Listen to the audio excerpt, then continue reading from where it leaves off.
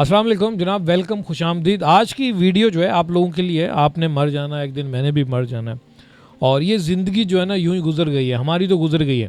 पर ये खुशखबरी आप लोगों के लिए ये, या फिर खुश आइन बात ये भी है कि जाते जाते आप मुल्क को तबाह होते हुए देख रहे हैं। महंगे महंगे बिल आपके पास आ रहे हैं।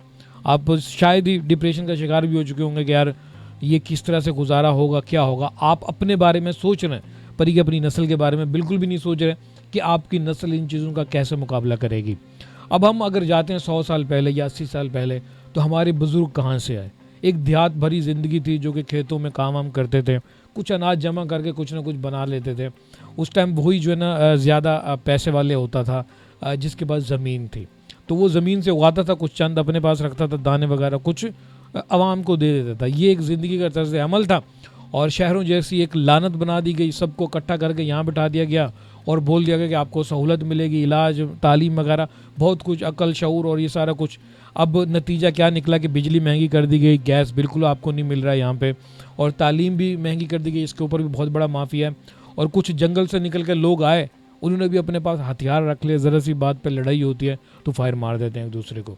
चोर चकारों ने राज बना लिया, निकम्मा शहर बनाया, निकम्मे लोग जो कि देहात की तरफ देखते हैं, वहाँ से कुछ अनाज आएगा तो खाएंगे। ये हमारी ज़िंदगी है, ये हमारी औकात है। अब इससे जो है ना, आप अगर बेहतर करना चाहते हैं तो वापस अपनी ज़िंदगी में चले जाएं। वही एक अच्छा सा घना सा दरख्त लगाएं, घर हो जिसमें जो है ना आप गंदम हासिल करें और सुकून से ज़िंदगी बसर करें। यही ज़िंदगी है। और पाकिस्तान में या शहरों में जितने भी जो बिजली के बढ़ते हुए रेट हैं, उसकी वजह ये कि पाकिस्तान के साथ सबसे बड़ी गद्दारी तो उन लोगों ने की है जिन्होंने ये पावर प्लांट लगा के आपको दिए हैं।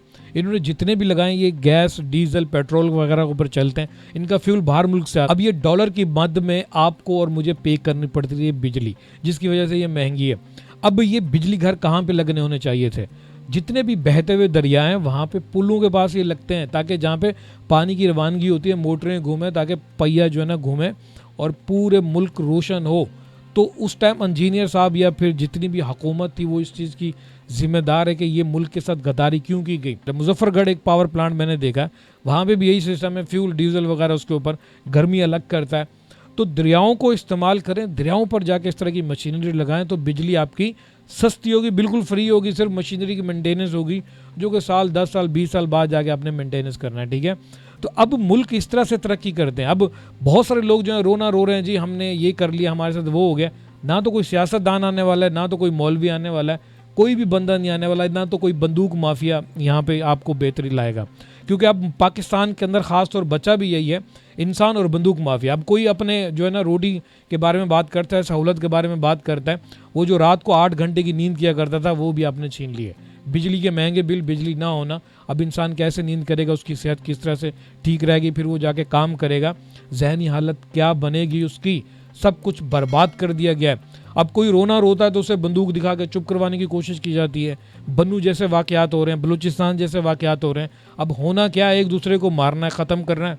उसके बाद ये जो ज़मीन बचेगी, कोई आएगा बंदा और वो जो है ना, इसमें आके उसने ज़रख़ेज़ ज़मीन को पानी वानी देना है, बीज बोना है, इसने कुछ अनाज उगा के देना है और इस्तेमाल करना है। और ये हमारे पास भी मौका है, हम भी इसके ऊपर ज़ोर दें और हम भी अनाज उगा सकते हैं। ज़रख़ेज़ ज़मीन है, इसके ऊपर तवज्जो दे दो, मुल्क सारी चीज़ों से निकल जाएगा। हमें बाहर मुल्क की कोई भी चीज़ नहीं चाहिए।